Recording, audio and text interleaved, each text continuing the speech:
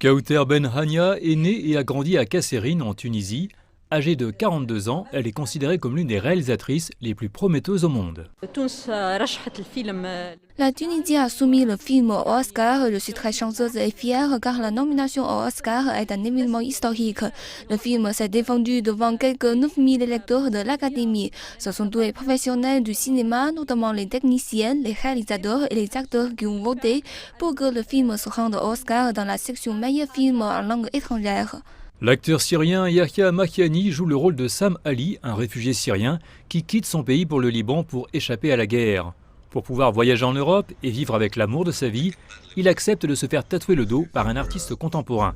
Sam regrettera cependant cette décision qui limite sa liberté.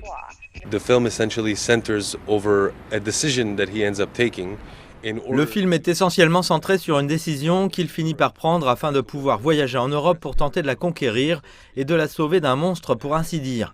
Cette décision est d'accepter de se faire tatouer par un célèbre artiste international et de devoir s'exposer dans des musées pour le reste de sa vie et pour que sa peau soit vendue après sa mort pour être exposée comme une œuvre d'art.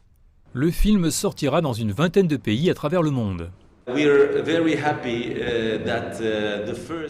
Nous sommes très heureux que la première sortie mondiale ait eu lieu ici en Tunisie, dans son pays d'origine.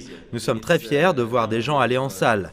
Nous avons organisé il y a 2 jours la première et nous avons des retours très positifs. Nous en sommes très heureux.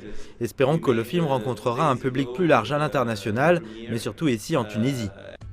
Mettant en vedette l'actrice italienne Monica Bellucci aux côtés du belge Koen Debou, le film de Kauter Benhania a remporté plusieurs prix.